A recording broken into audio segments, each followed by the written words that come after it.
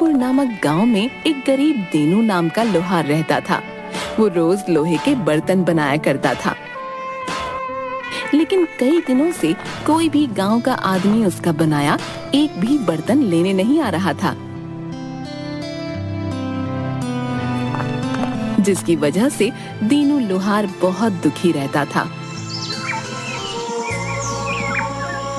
एक दिन लोहार आग के पास बैठा लोहे के बर्तन बना रहा होता है कि तभी गांव का एक आदमी जिसका नाम छेनू होता है दीनू के पास आता है। अरे ओ भैया, कैसे हो दीनू भाई? अरे बड़े दिन हो गए हैं भैया, गांव के बाजार की तरफ आते नहीं हो। सब ठीक तो है भैया? अरे भाई क्या बताऊं, इतनी मेहनत से लोहे के बर्तन बनाकर बाजार जाता हूं, कोई गांव वाला खरीदता ही नहीं है भाई। कई दिनों से एक भी पैसा हाथ नहीं आया भाई। ऐसे में मैं क्या करूं, मुझे कुछ समझ नहीं आ रहा है। अरे भाई दीनू लोहार, अब गांव वालों को तुम्हारे हाथ के बनाए बर्तन पसंद नहीं आते हैं भाई। अब तुम भी क्यों मेहनत करते हो, जाने भी दो। अब भाई अब तुम्हारे हाथों में वो पहले वाली बात नहीं है। हाँ अच्छा, अब मैं चलता हूँ भाई।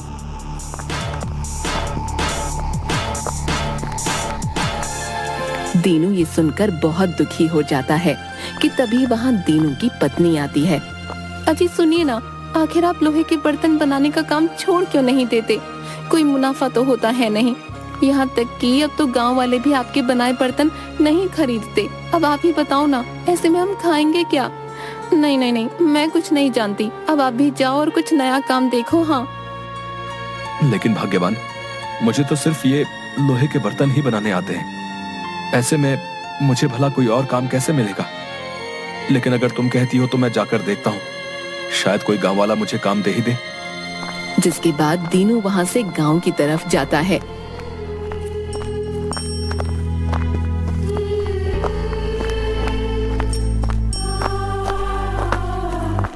कि तभी उसे रास्ते में एक बूढ़ा जिसके साथ में बकरी होती है दिखाई देते हैं। अरे ओ बेटा, मैं दूसरे गांव से आया हूँ। मेरे साथ मेरी 2 बकरियां थी, मैं इन्हें मेले से लेकर आ रहा था, तो मेरी एक बकरी भागते हुए यहाँ आ गई भाई। मेरी मदद करो, न जाने मेरी बकरी कहाँ चली गई। अरे बाबा, तुम बिल्कुल भी दुखी मत हो, मैं तुम्हारी बकरी ढूंढने में मदद करता हूँ। तभी दोनों गांव में बकरी ढूंढने लगते हैं।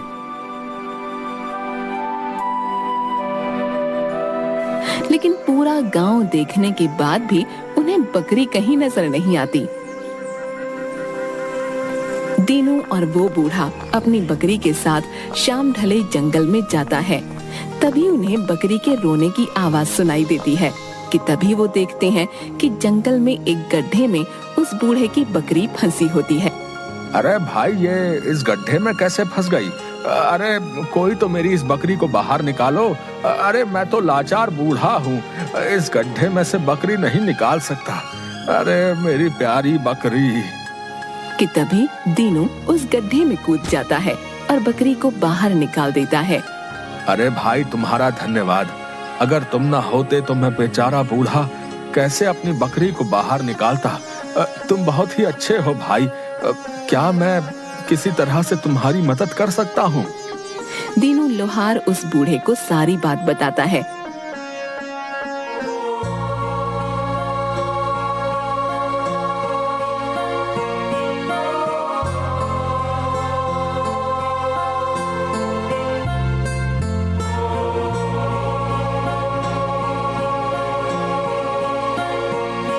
अरे बेटा, तुम्हारी इस समस्या का मेरे पास एक उपाय है। तभी वो बूढ़ा एक चिमटा अपनी झोली में से निकालकर लोहार को देता है। बेटा, ये कोई मामूली चिमटा नहीं है बेटा, बल्कि एक जादुई चिमटा है। इस चिमटे से तुम जो भी मांगोगे वही तुम्हें मिलेगा। हाँ है? क्या सच में बाबा, ये एक जादुई चिमटा है? मैं जो मांगूंगा वो मुझे मिल जाएगा? हाँ बेटा, लेकिन ये चिमटा चमत्कारी है, जो अपना रूप कभी भी बदल सकता है। ये मायावी चिमटा है बेटा, इसलिए लालच में आकर कुछ ऐसा मत मांग लेना जिससे तुम्हारा सर्वनाश हो जाए। याद रखना, ये जादुई चिमटा गलत हाथों में जब जाएगा तो इसका उपयोग अपने लालच को पूरा करने के लिए वो करेगा। तब ये स्वयं ही उसके पास से अपने स्थान पर वापस लौट आएगा। अच्छा बेटा, अब मैं चलता हूँ। हाँ। जिसके बाद वो बूढ़ा वहाँ से चला जाता है। दीनू चिमटे को लेकर अपने घर जाता है। हे जादुई चिमटे, तुम तो मेरी दशा जानते ही हो। अपने जादू से कुछ ऐसा कर दो कि गांव वाले मेरे बनाए लोहे के बर्तन लेने आने लगे, ताकि मेरा जीवन अच्छे से व्यतीत होने लगे। अगली सुबह होती है और दीनू देखता है कि उसके घर के बाहर गांव वालों की एक लंबी लाइन लगी है। अजय देखिए ना, आज तो हमारे घर पर गांव वालों की बड़ी लाइन लगी है। हाँ, ये सब आपके बनाए लोहे के बर्तन लेने आए हैं। और हाँ, देखिए देखिए कितनी लंबी लाइन लगी है। अरे दीनू भैया, अरे कब से वेट कर रहे हैं आपका भैया। तनिक मुझे एक लोहे की कढ़ाई दे दीजिए। अरे हाँ भाई हाँ, क्यों नहीं, अभी देता हूँ। और फिर ऐसे ही सारे गांव वाले भी दीनू से जो भी बर्तन उन्हें चाहिए वो मांगने लगते हैं और बदले में दीनू को पैसे देने लगते हैं, जिससे दीनू और उसकी पत्नी बहुत खुश हो जाते हैं। अरे वाह, कितने सारे पैसे आए हैं। अब लगता है हमें पैसों की तंगी नहीं होगी। वो जादुई चिमटा तो सच में जादुई है। देखिए सुनिए जी, आज तो आपके पास काफी पैसे आ गए हैं। अब मैं तो चाहती हूँ कि आप रोज ज्यादा मेहनत करके खूब सारे लोहे के बर्तन बनाए कीजिए। हाँ, ताकि हम जल्दी से अमीर हो जाएं। हाँ हाँ भाग्यवान, जैसा तुम चाहती हो वैसा ही होगा। मैं खूब मेहनत से लोहे के बर्तन बनाऊंगा। अगली सुबह फिर से दीनू के घर के बाहर एक लंबी लाइन लगी होती है। दीनू फिर से गांव वालों को बर्तन देता है कि तभी वहाँ छेनू आता है, जो दीनू से चिमटा लेकर गया था। वो ये देखकर बहुत हैरान हो जाता है कि दीनू के घर के बाहर गांव वालों की इतनी लंबी लाइन लगी है। अरे भैया, अभी कुछ रोज पहले पास से गुजर रहा था, तब तो ये दीनू लोहार रो रहा था कि मेरे पास अब कोई गांव वाला बर्तन लेने नहीं आता। और देखो भैया, यहाँ तो गांव वालों की बड़ी लंबी तादाद है। लगता है कोई जादू की पोटली हाथ आ गई है। इस दीनू लोहार के हाथ है, कुछ समझ नहीं आ रहा है भाई। तभी वो छेनू दीनू के पास आता है और दीनू से कहता है, अरे ओ दीनू भैया, क्या भैया तुम्हारी तो काया ही पलट गई भाई है। अब देखो तो जरा, सब गांव वाले बर्तन लेने तुम्हारे ही पास आ रहे हैं भैया। हाँ हाँ भाई, अब ऊपर वाले की मर्जी है, कभी धूप तो कभी छाया। तभी वहाँ दीनू की पत्नी जादुई चिमटा अपने हाथ में लेकर आती है और दीनू से, अजी देखे ना, ये इतना सुंदर और चमकदार चिमटा मुझे हमारे घर में से मिला। आखिर इसे यहाँ कौन लेकर आया होगा जी? अरे अरे भाग्यवान, ये मेरा चिमटा है और आइंदा इस चिमटे को कभी हाथ मत लगाना, समझी? लाओ, दो मुझे मेरा चिमटा। छेनू को दीनू की ये सब बातें काफी अजीब लगती हैं। अरे ये चिमटा देखने में इतना सुंदर और चमकदार लग रहा है, लगता है ये कोई मामूली चिमटा नहीं है। हाँ, जरूर इस चिमटे ने ही कुछ किया होगा, तभी ये दीनू अपनी पत्नी को भी इसे छूने नहीं देता है। अच्छा बच्चू, तो ये बात है। अब देख मैं कैसे मजा चखाता हूँ तुझे।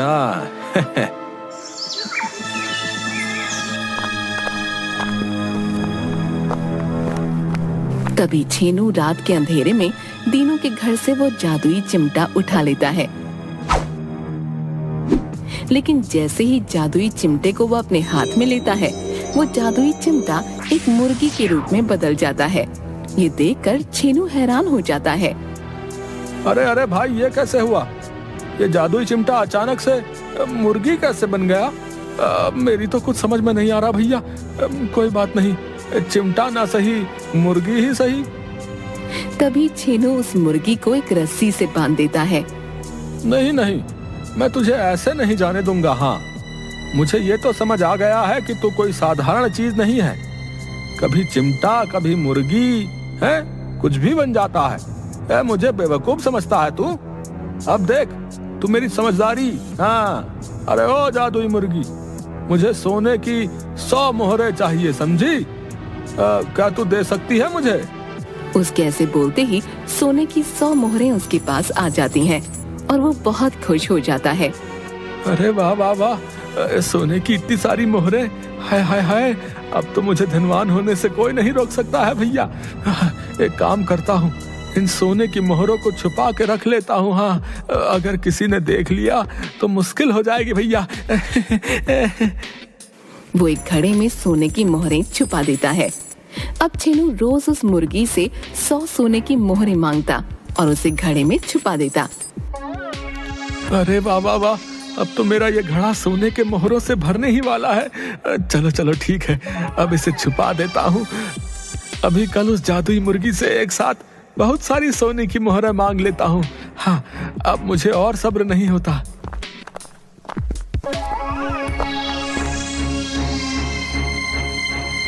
हे भगवान, मेरा जादुई चिमटा किसी ने चुरा लिया। अब मैं क्या करूं? जिसने भी चिमटा चुराया हो, बस इसका गलत इस्तेमाल ना करे, नहीं तो उसका सर्वनाश तय है। कृपा करना ईश्वर।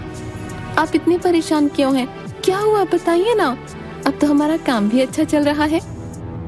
भाग्यवान, काम तो ईश्वर की दया से सही है, लेकिन उस दिन जिस चिमटे के बारे में तुम पूछ रही थी, वो एक जादुई चिमटा था। उसके बाद दीनू सारी बात पत्नी को बताता है। आप सही बोल रहे हैं, उस चिमटे का बस गलत इस्तेमाल ना हो। मुझे तो भैया पर शक है, क्योंकि उस दिन चिमटे की बात सुनकर वो कुछ अचंभित लग रहे थे। अगली सुबह छेनू फिर से उस मुर्गी से 100 सोने की मोहरें मांगता है, लेकिन इस बार मुर्गी एक भी सोने की मोहर नहीं देती। अरे आखिर इस जादुई चिमटे की बनी मुर्गी को हो क्या गया भाई? आज एक भी सोने की मोहर नहीं दे रही है। ए जादुई मुर्गी, मुझे सोने की मोहरें चाहिए। हाँ, ऐसा छेनू कई बार बोलता है, लेकिन मुर्गी एक भी मोहर नहीं देती, जिसकी वजह से छेनू को बहुत गुस्सा आ जाता है। अच्छा, तो तू ऐसे नहीं मानेगी। अभी बताता हूँ तुझे कैसे नहीं देगी मुझे सोने की मोहरें। रुक तू, मैं तेरे अंदर से सारी सोने की मोहरें निकाल लूंगा। हाँ,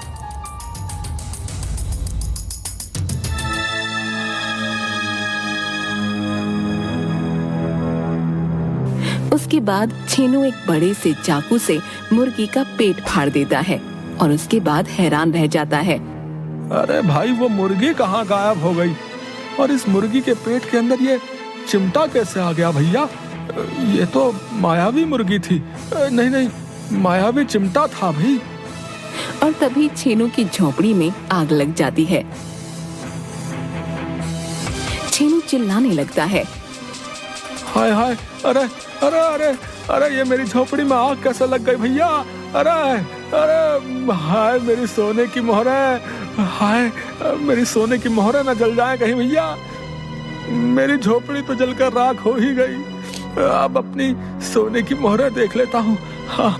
तभी छेनू मिट्टी के अंदर छुपाया हुआ वो घड़ा निकालता है, जिसके अंदर वो सोने की मोहरें छिपाया करता था। छेनू जैसे ही घड़े के अंदर देखता है, हैरान रह जाता है। छेनू ये देखकर जोर जोर से रोने लगता है। हाय हाय, ये क्या हो गया भैया? मेरी सारी सोने की मोहरें ये मामूली से मुर्गी के अंडों में कैसे बदल गई भैया? अरे ये क्या हो गया? हाय हाय, अरे मेरी सारी सोने की मोहरें कहाँ चली गई? मेरी तो झोपड़ी भी जल के खाक हो गई भैया, और हाथ से सोने की मोहरें भी गई। तभी वहाँ पर दीनू और उसकी पत्नी भी आ जाते हैं। छेनू भाई, किसी और के हिस्से का जादुई चिमटा तुमने चुराया और उसका गलत इस्तेमाल किया, जिसका नतीजा तुम्हारे सामने है। भैया, मुझसे बहुत बड़ी भूल हो गई भाई। मैं लालच में आ गया था, जिसका मुझे ये इनाम मिला है भाई। अरे मुझे माफ कर दो भैया। तभी वो मुर्गी फिर से छेनू के सामने आती है। अब रोने से क्या होगा छेनू? ये सब तुम्हारे ही लालच का नतीजा है। ना तुम ज्यादा लालच करते और ना मेरे द्वारा दी गई सोने की मोहरें इन मामूली से अंडों में बदलती, ना ही तुम्हारा सर्वनाश होता। छेनू से देखते ही फिर से हैरान हो जाता है। मैं एक जादुई चिमटा ही हूँ जो अपना रूप बदल सकता है। तुम एक बेहद लालची इंसान हो। जब भी मैं किसी लालची इंसान के हाथों में आता हूँ तो मेरा रूप बदल जाता है। इसलिए जब मैं तुम्हारे पास आया तो मैं एक मुर्गी बन गया, लेकिन तुम्हारी लालच की हद रुकी ही नहीं और तुमने मुझे मारकर बहुत सारी सोने की मोहरें हासिल करनी चाहिए, जिसके फलस्वरूप तुम्हारे साथ ये सब हुआ। अब मैं जादुई चिमटा तुम्हारे पास से हमेशा के लिए चला जाऊंगा, लालची इंसान। जिसके बाद वो जादुई चिमटा मुर्गी से अपने असली रूप चिमटे में बदल जाता है और वहाँ से गायब हो जाता है। अरे मैं अपने लालच में क्या कर बैठा, अपने हाथों अपना ही सर्वनाश कर लिया भैया। हाय हाय, मुझे लालच नहीं करना चाहिए था, मेरा लालच मुझे ही ले डूबा भैया।